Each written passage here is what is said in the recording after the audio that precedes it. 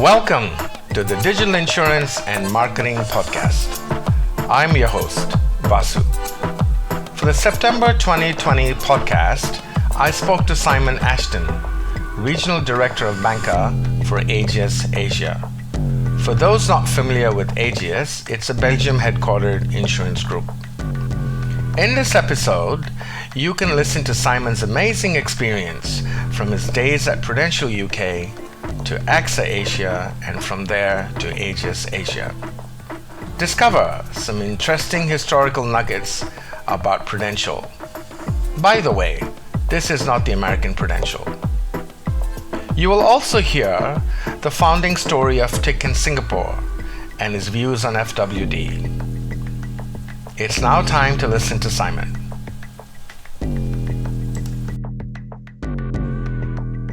Where are you from, Simon? I grew up in the UK.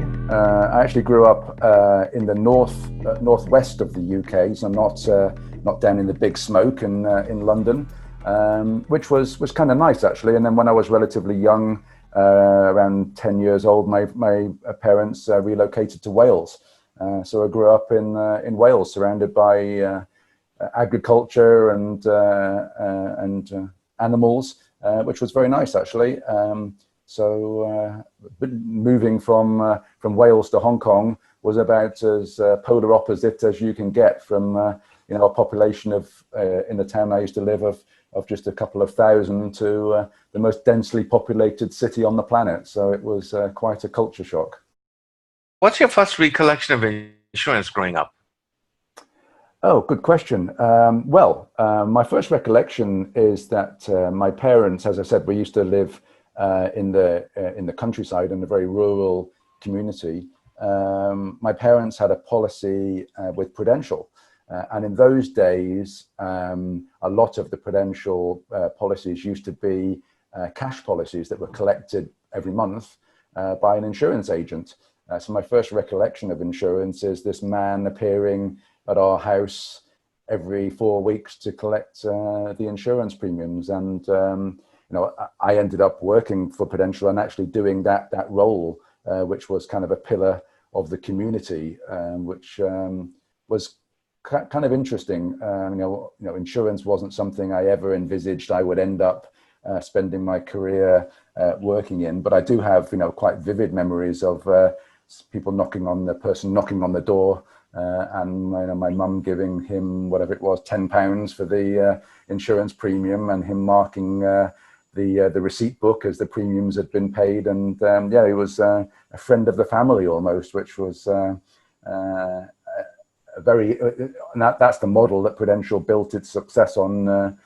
Certainly in the UK, and then was able to export that model to Asia some years later. So that's my first memory of insurance. A guy coming to our house in all weathers, whether it's raining, snowing, or sun is shining. He would be there every 4 weeks to collect the insurance money. Back in the day, the agents were more like family friends, weren't they? Yeah. So, like I say, I ended up becoming a man from the Peru, which was kind of common language in UK. Oh, that's how they're known, the man from the Peru? Yeah. So, I mean, nice phrase. The man from the Peru is what was a marketing slogan used in the 70s, I believe, for Prudential, but it became sort of a household language, to the point where I think there was a movie made about it. Oh, really? Yeah. Would you remember the name? Relatively recently, actually. Do I remember the name? Cemetery Junction. I must watch that movie. Cemetery Junction, that's the name of the movie. Obviously, they don't call it Prudential, they call it something else, but it's based on the man from the Peru and his experiences as he travels around the community. It's quite an interesting movie, actually. The man from the Peru entered kind of the vocabulary of British society, and everybody sort of understands, even if you don't have a policy with Prudential. And still today, I believe, even recently, they resurrected the marketing imagery from back in the 70s to sort of really re-emphasize that Prudential as a human company, and the man from the Peru still, is something that resonates with people, even so many years later. So yes, I think they're rerunning it with a modern spin. But yeah, so I eventually, when I entered the insurance industry, having had a short career in banking, became the man from the Peru, and it's quite a heavy responsibility to take on board, certainly in a rural community, because you're right. You are part of the community, and you get invited to weddings and funerals and everything else, and you're sort of up there with the local doctor and the local police officer and the local, solicitor. So you're sort of one of the professionals of the community, and it's quite a heavy responsibility to have on your shoulders as a young man to bear.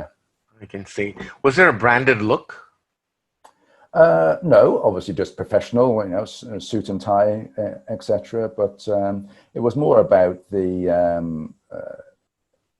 way that you operate. So not only do you obviously, your primary objective is to get people insured and to give them the service to collect the premiums.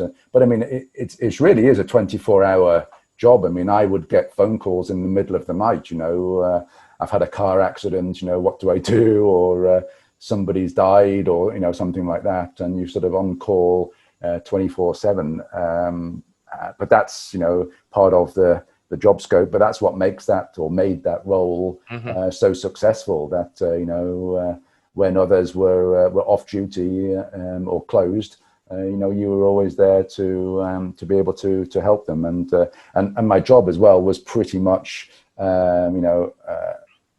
administration in the morning, and then you'd go out and meet clients in the afternoon stroke evening, because many clients couldn't see you in the daytime because they're working, so you'd go and see them in the evening. Of course, so from sort of 7 till 10 at night, I'd be out driving around the community, seeing clients. So it was a very, very enjoyable role. I learned obviously my trade doing that, and still today in my role now, 30 years later, I still call upon things that were happening then, because it's still very relevant. Human beings still want to be served in a particular kind of way, and and ultimately, insurance is a very human business, right? We're supposed to be there to help people in their times of trouble, and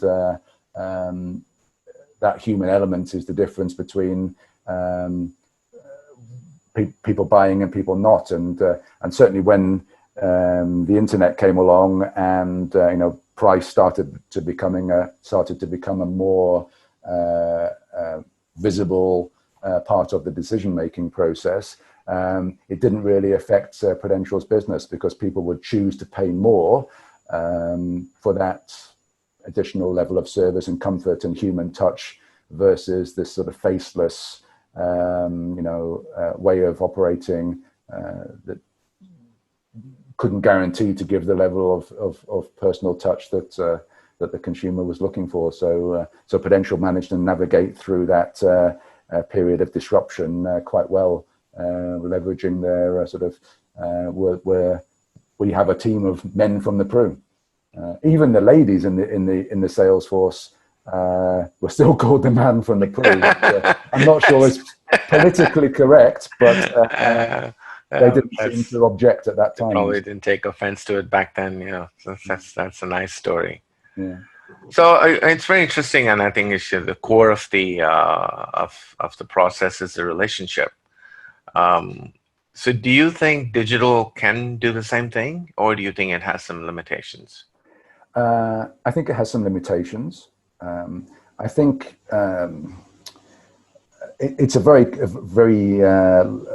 complex set of considerations. But first of all, companies that try to take products that have been developed for an advisory distribution, whether that's through an agent or through a bank or whatever, or any kind of human interaction, companies that take those products and just simply put them online and expect people to purchase without that human intervention, I think is quite naive, because consumers, whether they know it or not, psychologically get some comfort from another human being looking them in the eyes and saying, I honestly believe this is the right thing for you to be doing. And, trust me, I have your best interest at heart. And, most people, I say most, in inverted commas, because not all, but most people are genuinely honest and want to help other people. And that comes through in the process. So just simply uploading a product specification onto a website and expecting it to sell, I think is quite naive. But to answer your question, do I think it's going to become a big part of the insurance distribution landscape? Absolutely, because products will change. They'll become far more simple and commoditized.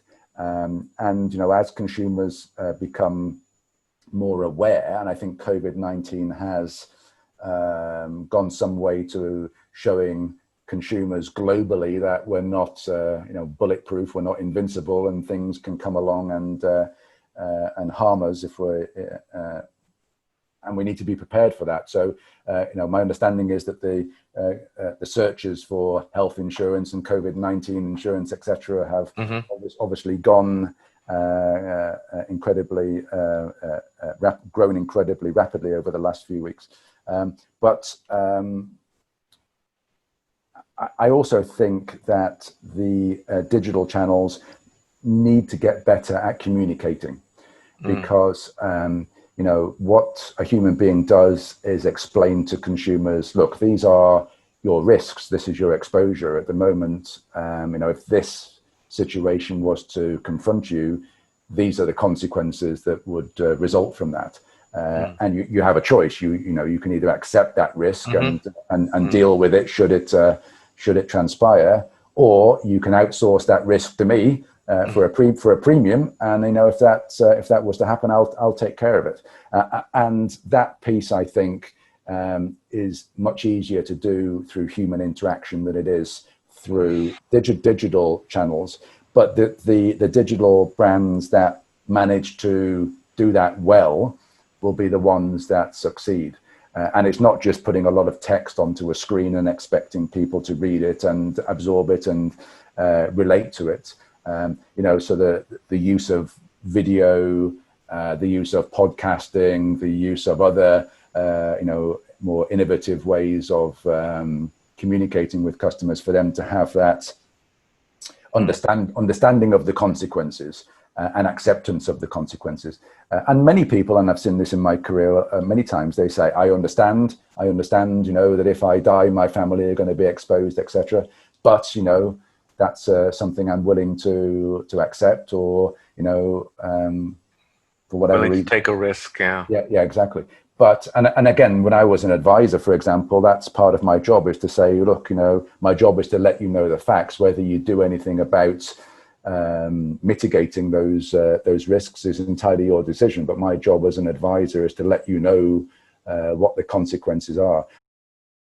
We all like to hear is the story of Tiq and how did that happen. As we all know, there are very few successful pure digital insurance plays in Asia. You've had the fortunate experience of being part of the founding team of Tiq in Singapore.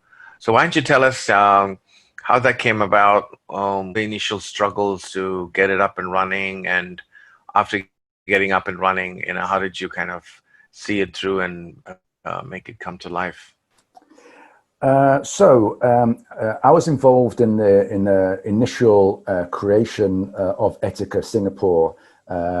So some basic history around it. Etika is Malaysia's largest insurer at the moment, and obviously is the joint venture between Maybank and Etikas. And many years earlier, back in 2004, when I was working with Prudential, I'd set up a bancassurance partnership here in Singapore between Prudential and Maybank. And that was a 10-year agreement. So in 2014, 10 years later, that agreement was expiring. And Maybank decided that it would be sensible to, rather than keep on giving all of this value to Prudential, to try and find a way to keep more of the value within the group. So the decision was made to create Etika Singapore alongside Aegeus as well, as a similar model to how it had been done in Malaysia.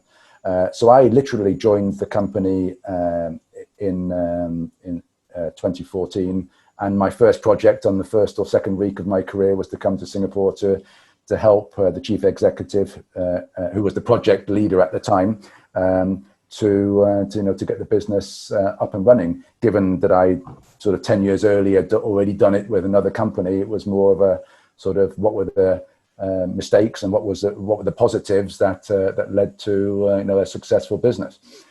So I helped with the establishment, certainly on the sales and marketing side of the Etika business here in Singapore. Here in Singapore, the bank is a relatively small bank. Only 18 branches, I think it is now.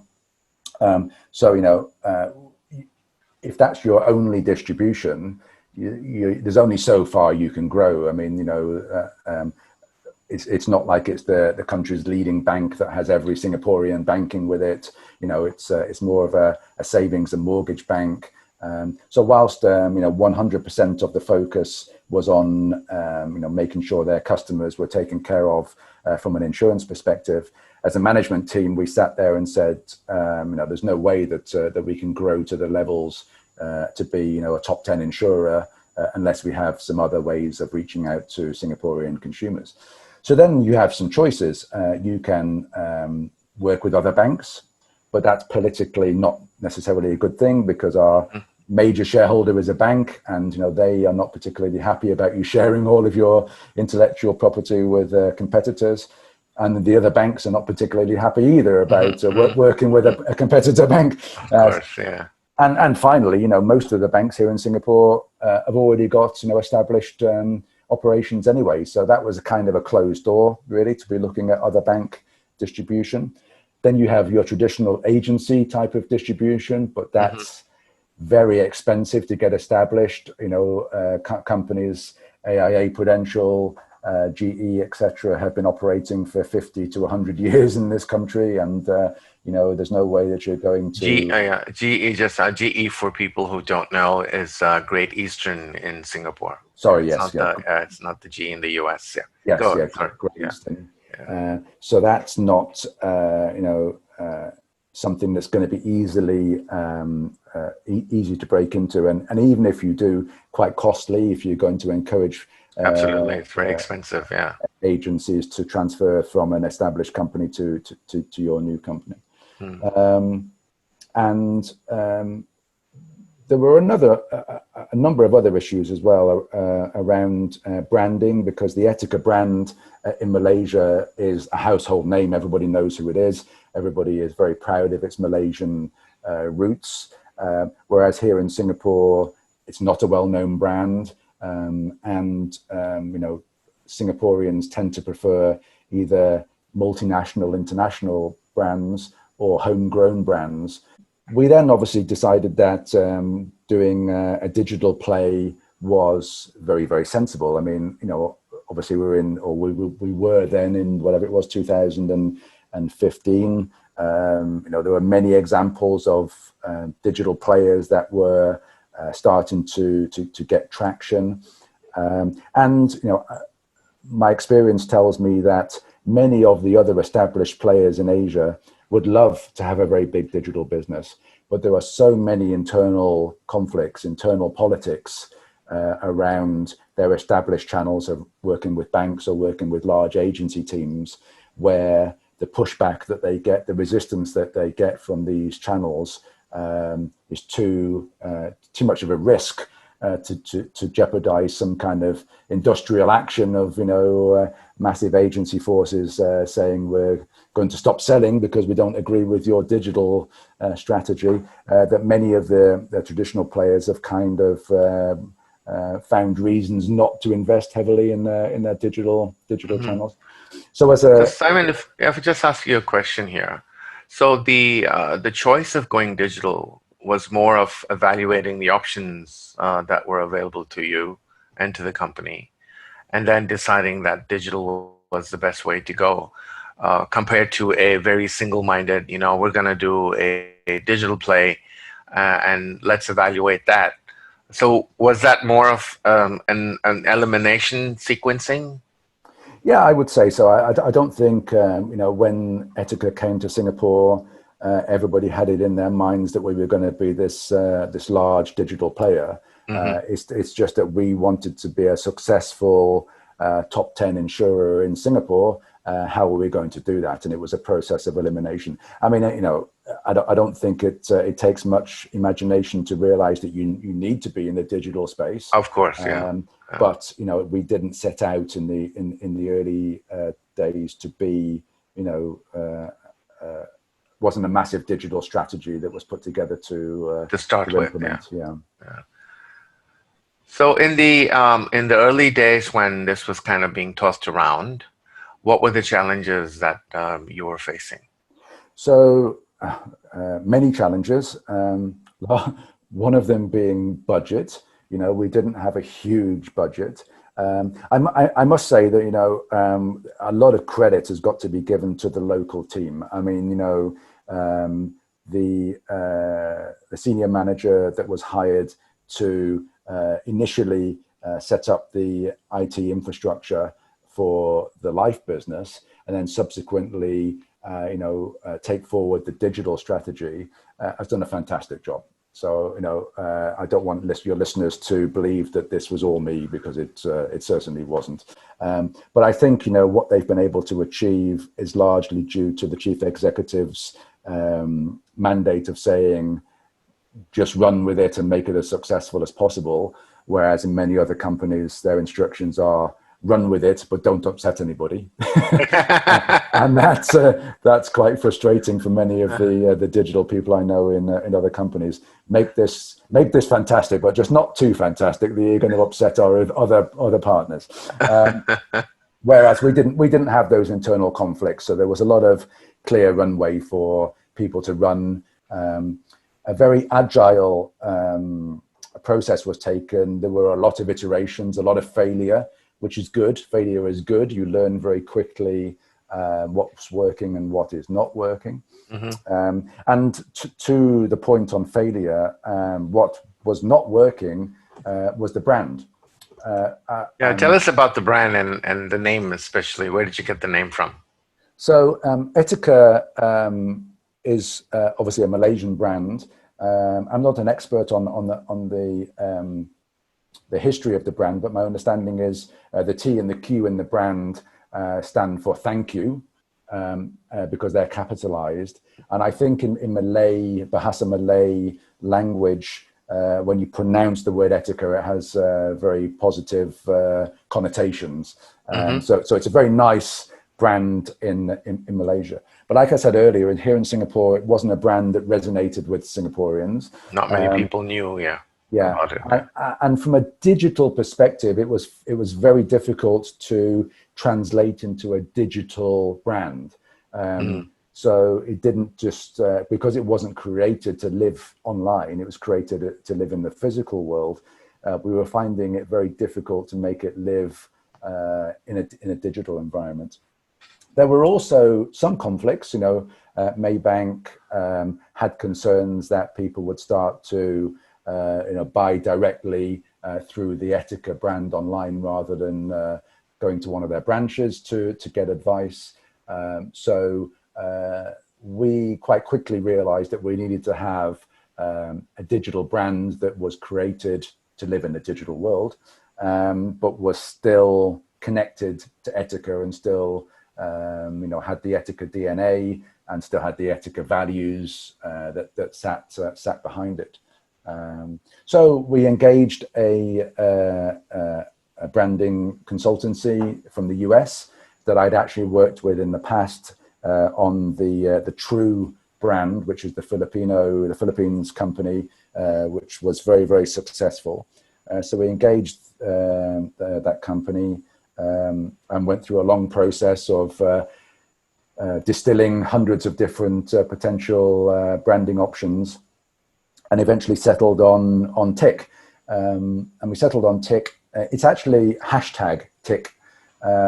So the hashtag was added to obviously cue people's minds that this is a digital brand, but it's not something that has to live within the brand forever. You know, in the future, it can be detached when hashtags become passé and sort of old-fashioned. But at the moment, it does cue your mind to this is something that's I've seen it on the logo. Yeah, it lives digitally. The typography was very sort of brushstrokes and very sort of modern, but it's also quite easy to animate. So when you see it living in a digital world, it can move around and flow and looks quite attractive. But importantly, the reason we went for Tiq rather than some of the other options that were put to us was because it is part of Etika. It's the middle three letters of Etika. So, you know, in your dialogue with customers, you can actually refer to we are part of Etika, and the name is actually part of Etika. So that's quite a nice piece of the branding story. Connecting it back to the mother brand. Exactly. Yeah. How did you decide the first slate of products that you wanted to offer? Like again, this was largely driven by the local team and the head of that team, who again have done a great job. They have to be simple, and they have to be going back to what I said earlier about people's decision-making process. We decided we would, and also our abilities to manufacture. No matter what you think, there are limitations to what you can manufacture, and what is profitable, and what how much capital these products consume from your resources, etc. So there were some sort of hard sort of rationale around the product strategy, but ultimately it was about keeping it simple and about trying to acquire customers as quickly as possible. Were these pre-underwritten products? Most of them? Some of them are pre-underwritten. In fact, I think now all of them are pre-underwritten, yes. So a large part of the product portfolio pre-COVID, because obviously things have changed now, but was travel insurance. Okay. Now, Singaporeans love to travel. I think the latest stats pre-COVID, again, said that Singaporeans travel at least 5 times per calendar year, which is, a lot. I would have thought much higher than many other countries. I guess given that Singapore is such a small city state. Yeah, there's no hinterland, so to speak of, right? So you have to get out and go somewhere else. So people would go, even if it's a relatively short distance, just to Malaysia or Indonesia. It's a foreign trip, so you do need to have insurance for it. So our travel insurance was very well received. But the strategy was also very much around not just the insurance elements per se, but around above and beyond service. And I'll give you an example, Vasu. So for claims for our travel insurance, what the team were able to do was to develop very quickly a set of APIs that could link to third parties. And one of the systems that we quickly linked into was the flight data center, where we could get very, very timely, up to the minute information about flight delays, for example. So if you're at the airport and your flight is delayed, you actually get a text message that says, "Sorry to hear your flight is delayed. You are insured for this. We have credited the money to your bank account." Nice. That's awesome. Before the clients even left the country. That's wonderful experience. So the point that the decision was taken for 2 things. That is a claim. We are going to pay the money out anyway. We might as well, make the experience an enjoyable one for the consumer. And then things like, sending them text messages when they get back into the country, like we hope you enjoyed your holiday. We hope everything went well. If you do have any claims, here's how you do it. So we were very proactive in the customer. That's a nice touch. Yeah, I haven't seen many. I've bought travel insurance a few times, and I don't recollect having that kind of experience before. So it's a nice touch for Yeah, sure. my experience with travel insurance is insurers try to encourage you not to claim, obviously. And I'm not saying we were encouraging people to claim, but the fact is that if it's a claim, it's a claim. So you might as well make it a positive It's an experience. engagement opportunity that most insurers overlook. That's Yeah, nice. and that resulted in our net promoter score and all the feedback on all of the different consumer websites getting very, very positive feedback, which then is a snowball, which means that you can then start to introduce more profitable, larger policies to the consumer, but you've already got this big body of feedback that says that you are a proactive company. Because at the end of the day, if people are going to be buying insurance, they want to know that you're going to pay. They want to know. They want to know that you're not going to do everything in your power to get out of paying claims. So to have this positive feedback about, I got a claim before I'd even left the country for my travel insurance, gave us credibility to be able to sell the higher premium products because the consumer was far more comfortable with the company. And these are, of course, as you know, third-party reviews. They're not internal marketing. It's not marketing messages. This is Yeah. Which brings me to the point about brand awareness. Any new brand, as you can imagine, faces the challenge of being known and having preference. So how did you guys go around building brand preference? Again, not easy with very, very limited budget. If we'd have had hundreds of millions of dollars, things would have been much easier. So you have to be creative. One of the things that the team did, and again, I don't want to take any credit for this because I was not involved in it, but what they did was build partnerships with established brands. And again, because we are a small company, agile, with a very supportive chief executive, willing to take some chances. Important. We could do some things. So we have partnerships with Grab and companies like this that are not only trusted brands, but they also are in the right demographic. Because one of the things our strategy did was the bank enabled us to speak to an older demographic who had a bit more wealth, and the digital channels that enabled us to talk to a younger demographic who obviously aren't as wealthy but are big customers of the future. So it enabled us to speak to a segment of the population that we hadn't been speaking to through the bank. And then associating yourself with brands like Grab, Gojek, and these other platforms also appeal to that younger demographic as well. So one of the recent successes of Tiq and Etika here in Singapore is a collaboration with Singtel.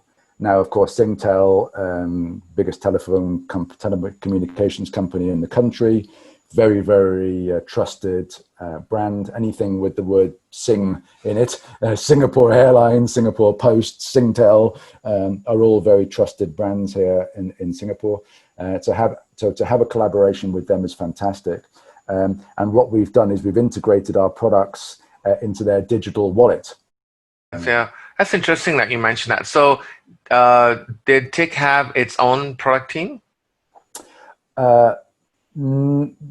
They have their own product design team, but of course the actual construction of the products is a shared service with the main Etika business, team of actuarial people and product people. So basically, they put together a product proposition, and then the actual main team of actuaries and product development people actually put it together. Yeah. It's remarkable that they've been able to work with the traditional insurance practitioners and come out with these products. I think it's an incredible team effort. Yeah. Absolutely, and I have every respect for them. It's not easy. Yeah, as we all know, we've been in this but for a while. I guess because it's a new company, 5 years old or so, a little more than 6 years old. You haven't got the big fiefdoms, the big territories that have been built up inside these big established companies. So it is far more agile. It is the thinking is very much around it's one company with two important distribution channels. It's not two channels competing against each other. It sounds like they have a great work culture, to be able to pull that off. Yeah, it's wonderful. Yeah, absolutely. Would you consider FWD a competitor? And in your opinion, how do you think they're faring? Good question. Yes, of course, I see them as a competitor. I think they are doing some great things. To people on the show that FWD in Singapore is a pure play digital company, unlike other FWD companies in Asia. So that's why I'm asking, given that Tiq is a pure play digital insurance company in Singapore, how did they view FWD? So go on. Sorry, I just wanted to give context to the listener. Sure. No, I definitely see them as a huge competitor. And you're right. They're a pure play digital company here in Singapore, and I believe that they sort of see Singapore as an incubator for the whole group. Things that can succeed here can then be taken to their wider group. I like FWD's philosophy, which is that they want to change the way that people feel about insurance. And as I say, I know many of the people there, and these are words that I've been saying for many years. And going back to my time in the UK, the way that people felt about insurance when I was an advisor was quite positive. And I think over the years that's been polluted, tarnished, with this whole sort of product focus and focus on the salesperson rather than the customer. And I think FWD's philosophy of trying to reverse that and change the way that people feel about insurance and make it a positive feeling rather than a negative feeling is something I'm delighted that they are doing, because if they manage to do that, then that will have a positive effect on the whole industry. So, of course, everyone's going to benefit from that. Everyone's going to benefit from that. Yeah. Absolutely, yeah. Thank you, Simon. Any other points that you want to add? No, other than I'm just hopeful that we can bring our industry into the 21st century, and mainly around the way that we communicate and engage with consumers, but try and change the way that people feel to be less of a push and more of a desire to actually listen to us, because they can see the social value that we add. So hopefully podcasts like this will help with that. Hopefully. Thank you very much, Simon. Thank you for your time. Thank you. Have a nice day. Thanks very much.